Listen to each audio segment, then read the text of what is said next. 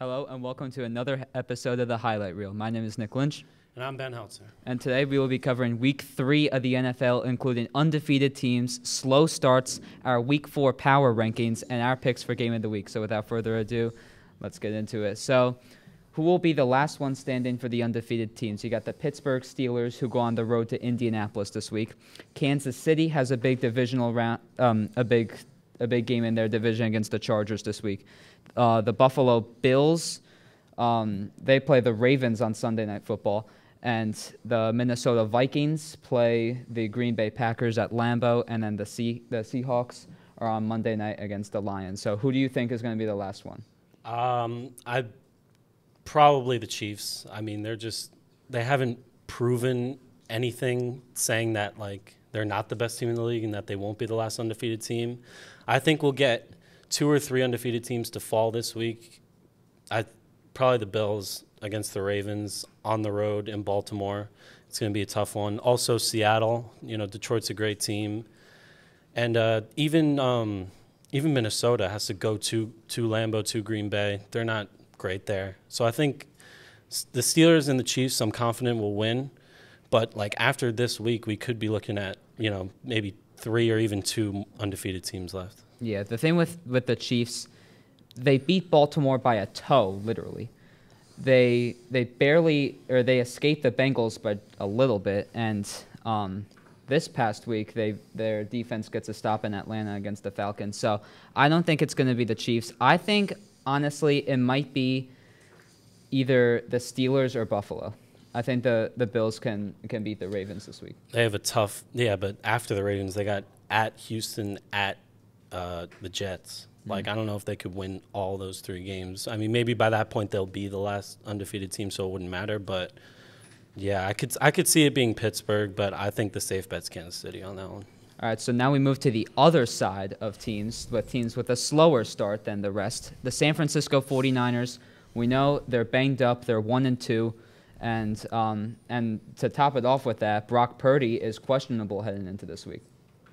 Yeah, and these are all teams that we expected to be good. Obviously, teams like the Niners, you said, the Cowboys, Bengals, Ravens, even the Bears, too. We expected them with Caleb Williams, and that offense we thought was just going to be electric. Sure, they've had they've dealt with some injuries, but these are teams that they could go in 1 or 2 ways. They could either bounce back and use this as give them put a little bit of fire under them and bounce back, or they could just completely collapse.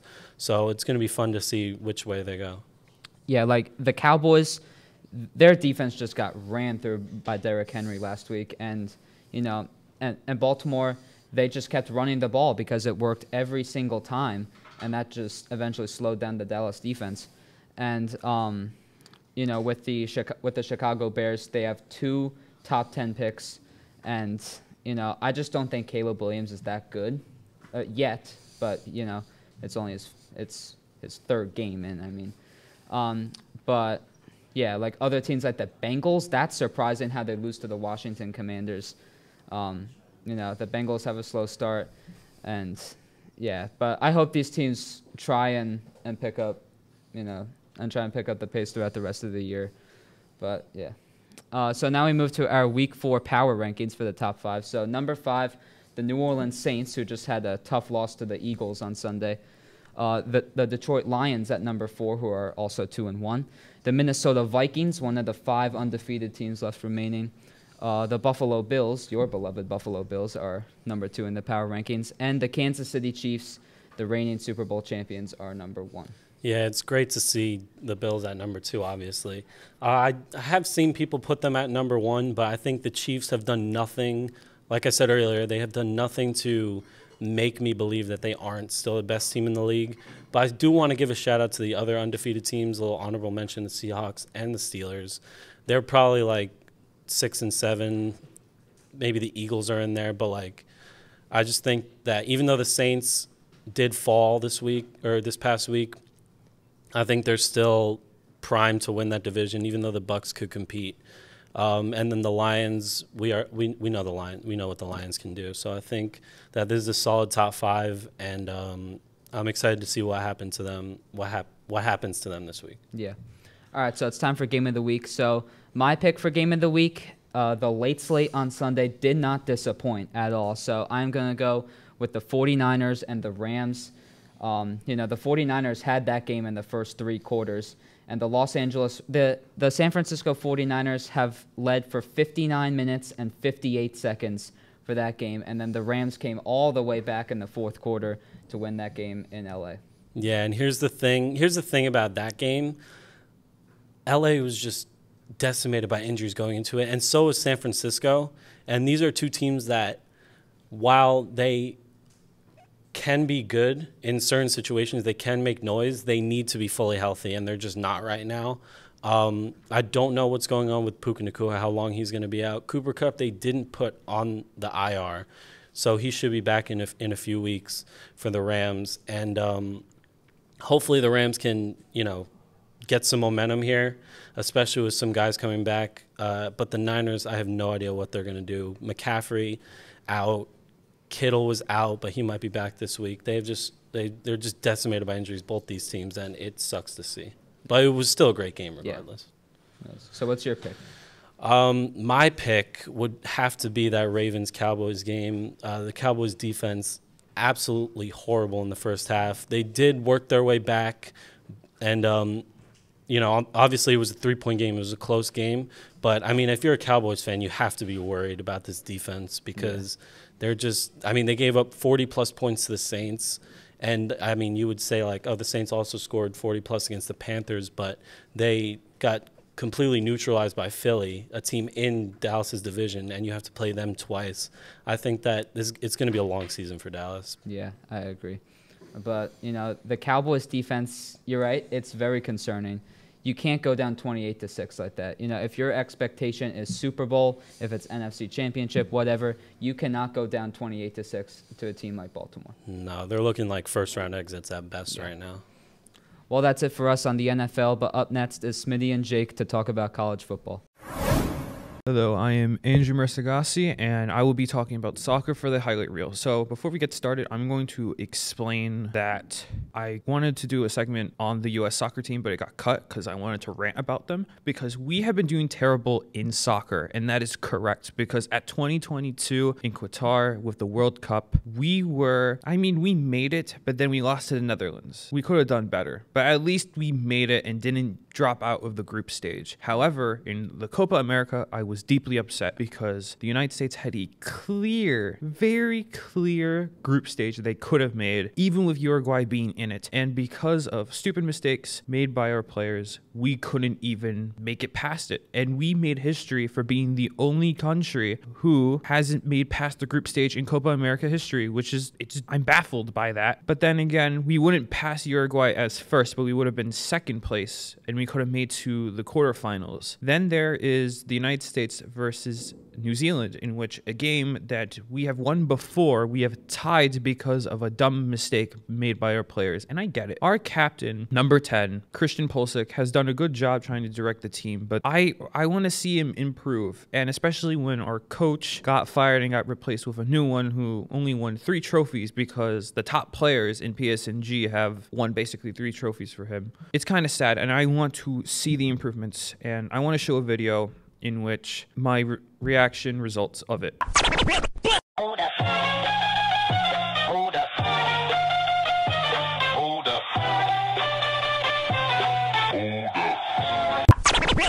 As you could tell, those are my reactions, and they're very accurate, you could say, for the least. So, everyone's favorite bold referee, Anthony Taylor, has been removed from refereeing last week due to, let's just say, death threats because of a game, Chelsea versus Bournemouth, which was a Chelsea victory, 1-0, giving out 14 yellow cards. 14 yellow cards. You know what that means? That breaks a Premier League history for most yellow cards given out in a game. And basically, most of them went to Chelsea, in which they were declared the winners. But this 14 yellow cards, that's a lot. And I'm surprised none of those players got the same yellow card twice, which then turned into a red card. But still, that is kind of insane to think about, in which because both of these teams, Bournemouth and Chelsea got more than 6 yellow cards, they had to pay a fine of £25, which was really, really not good. And in the good news, we have the Champions League has officially begun with its new layout. And to explain the new layout, here's how it works. 1st to 8th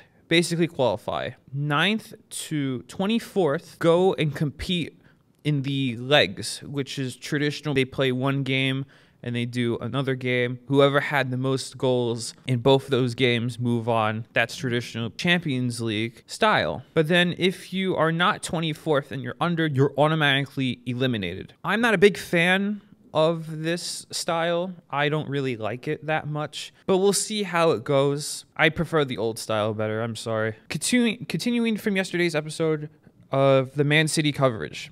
Of course, I'm wearing a Man City jersey right now. So they have a possibility of being banned from any soccer competition. Premier League, FA Cup, Champions League, anything, if they are guilty, in which that is pretty bad. But going from bad to worse, we had Kevin De Bruyne being injured, which is deja vu from last Premier League season, in which he got hurt and we didn't get to see Kevin De Bruyne until later on. To me, I think Man City could handle even without De Bruyne being there, because of course you have Haaland, Silva, and other players. In which it comes forth when there was Man City versus Arsenal, and boy, that was a game. That was the game you had to see, with the most insane ending ever. When I thought that Man City would be let down, there was the beautiful play from the corner in which the miracle man known as John Stones decides to score in the very last seconds of the game,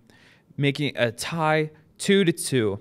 I was very glad that we were able to at least tie it and not lose to Arsenal. But then again, it would have gone worse because of what happened afterward, since there was a big argument right after the game happened. Now, to end off, we have our Premier League standings. In first place, we have Man City with 13 points, Liverpool with 12 points, Aston Villa with 12 points, Arsenal with 11 points, and, special news, Chelsea with 10 points. I can hear Marco Boldino cheering in the background as we speak, as this is pretty early. I'm really surprised they're in 5th place right now. Hopefully they can do good and stay within the top 5. But this is too early in the Premier League.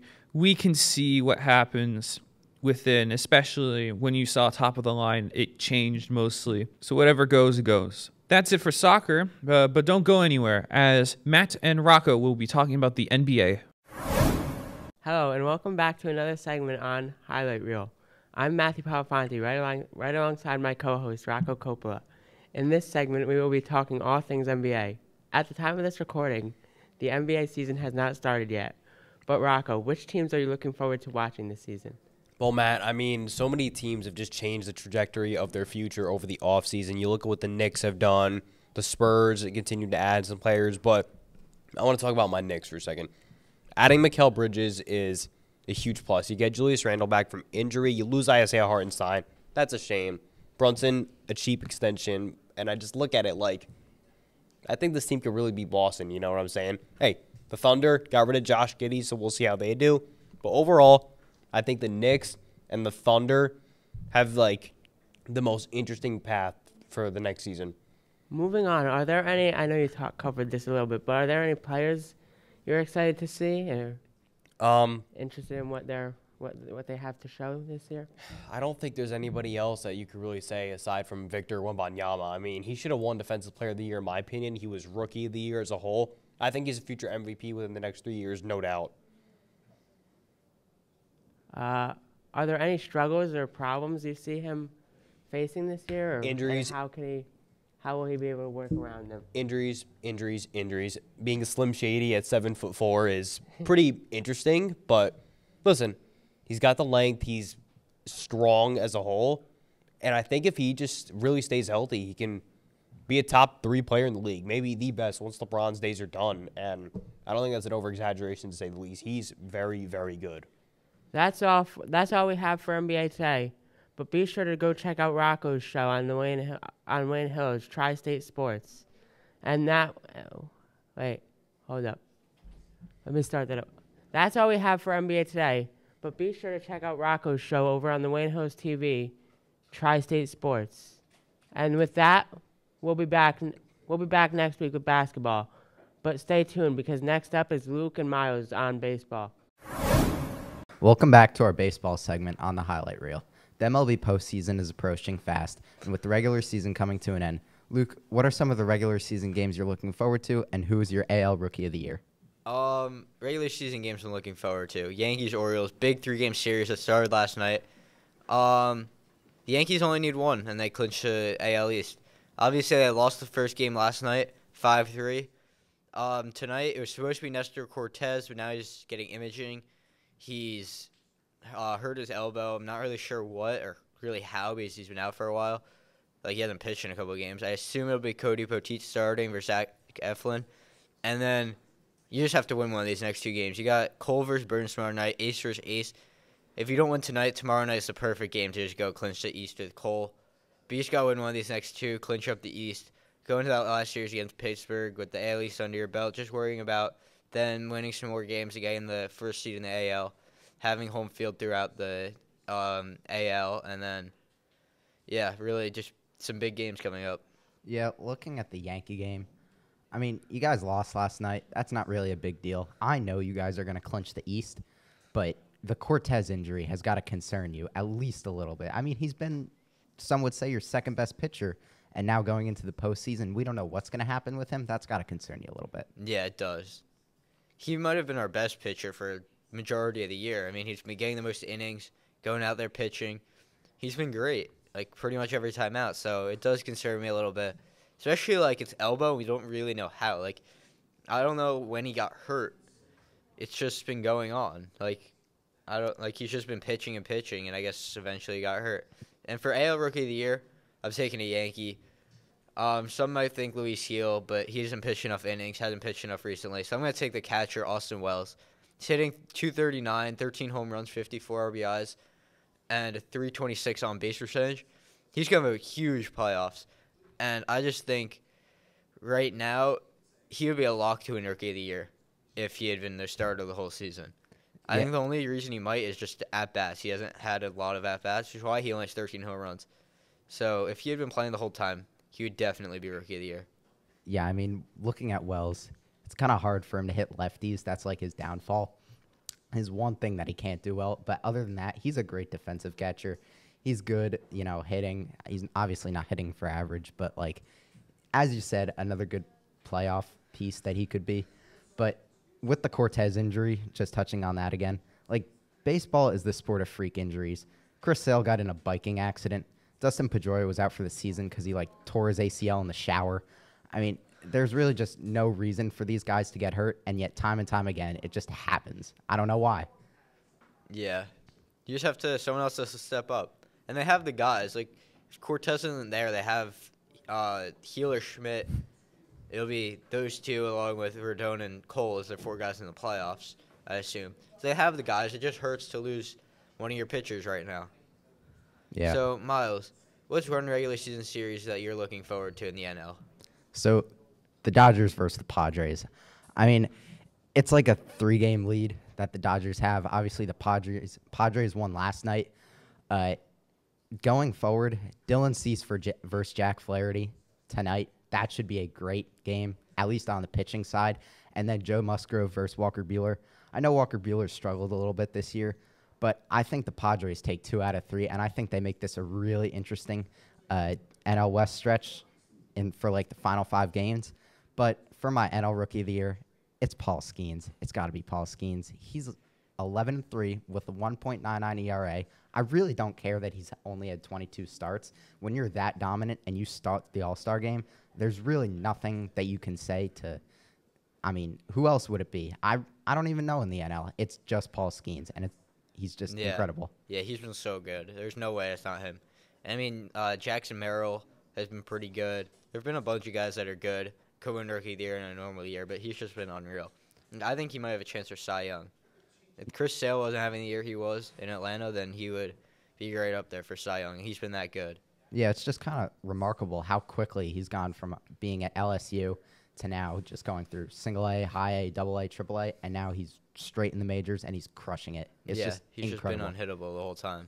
It's incredible what he's doing. But going back to the Dodgers-Padres series, I think going forward, these two teams in the playoffs, both of their question marks are on the pitching side. Obviously, both teams have great hitters, Ohtani, Tatis, Bogarts, some would say. But on the pitching side, with the Dodgers, especially Gavin Stone, Walker Buehler, I mean, there's a lot of question marks. And going into the late innings, especially with like Blake Trinan, Michael Kopech, who they just recently acquired, it's going to be interesting to see how they play with the bullpen. Yeah, I completely agree. Their pitching shelf. One thing that we have heard, they're having rumors of, I see no chance this actually happens. But have you been hearing that Ohtani might be able to pitch in the playoffs? You know, I have been hearing that. I don't think it's going to happen. Like, I don't think that's possible. Like, he had Tommy John like a year ago. It takes most pitchers like a year and a half to recover. Yeah, and I really don't think he's just going to risk it. I mean, if it's Game 4 of the World Series and they're up 3-0, he might pitch, but I strongly doubt that. Yeah, I mean, if we're the Yankees who are playing them in the World Series, let's say that happens.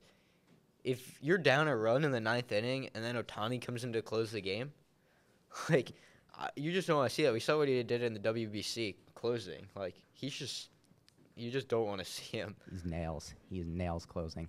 Well, that's all we have for baseball coverage on the highlight reel. We'll see you next week.